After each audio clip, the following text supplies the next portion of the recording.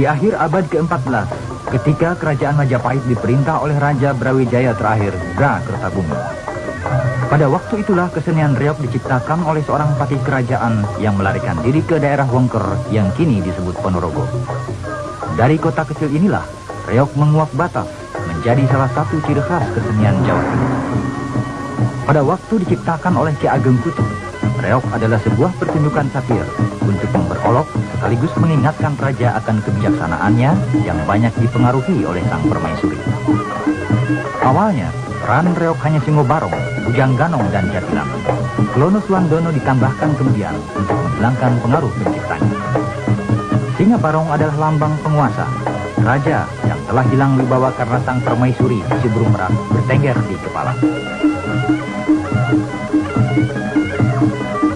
Bujang Ganong adalah potret kebijakan sang pujangga, Ki Ageng Kutu.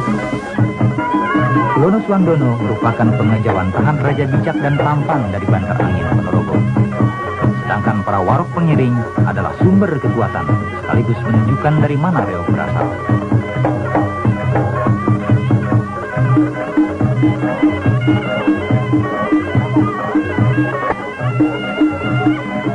Mengetengahkan kesenian reog Ponorogo tak akan lepas dari waroknya, karena dari sejarahnya pemain reog berasal dari kalangan warok. Raga reog biasanya bukanlah dari orang biasa. Mereka telah ditempa dan digodok dengan latihan fisik dan mental. Oleh karena itulah, peraga Singo Barong dan Bujang Ganong biasanya adalah seorang warok atau warokan.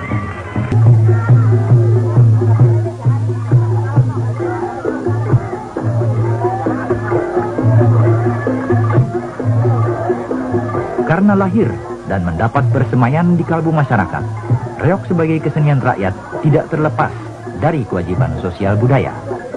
Banyak perannya dalam adat dan tata cara kehidupan.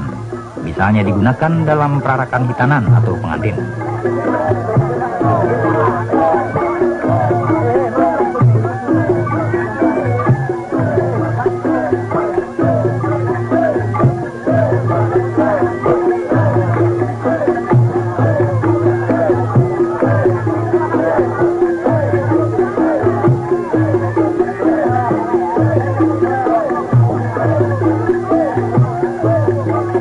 Iring-iringan reog terdiri dari pengawal, pendamping, penari, pemukul gamelan, dan pengiring.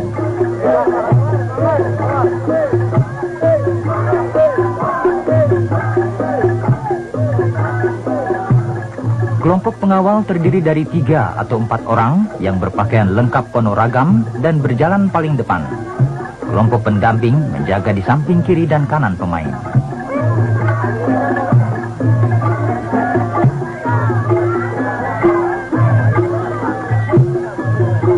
Kelompok penari terdiri dari barongan, penari topeng, dan penari kuda. Kelompok gamelan adalah kelompok pemain musik yang selalu berada di belakang penari. Dan kelompok pengiring ini tidak terbatas jumlahnya. Mereka berbaris paling belakang. Dalam perarakan pengantin, reog selalu mendapat perhatian dari acara-acara lainnya yang membuat suasana menjadi lebih meriah. Awalnya, suatu malam sang Prabu bermimpi bertemu dengan seorang putri yang sangat jelita, Putri Songgo Langit dari Kerajaan Kediri. Maka diutuslah sang patih Bujang Ganong untuk meminang sang putri ke Kediri. Akan tetapi di tengah perjalanan, mereka dihadang oleh pasukan Singo Barong. Pasukan patih Bujang Ganong tidak mampu bertahan. Mereka mundur kembali ke Bantar Angin. Mendengar kekalahan pasukannya, Prabu Klono Suwandono memimpin sendiri pasukannya melawan Raja Singo Barong. Pertempuran berakhir dengan kemenangan Prabu Klono Suwandono. Akhirnya Raja Singo Barong bersedia membantu Raja Klono Suwandono untuk melamar ke Kediri. Dari adegan iring-iringan Prabu Klono Suwandono dan Singo Barong,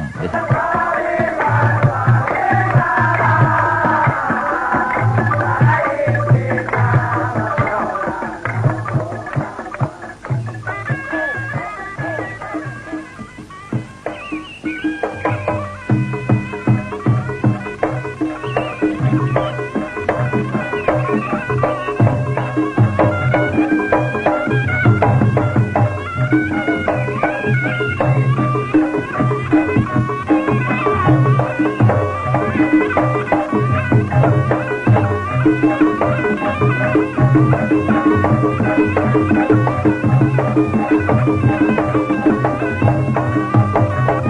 Sebagai suatu milik masyarakat, reok dipakai untuk menumbuhkan kecintaan pada seni budaya bangsa. Selain fungsinya yang sudah nyata sebagai pengumpul massa dan hiburan.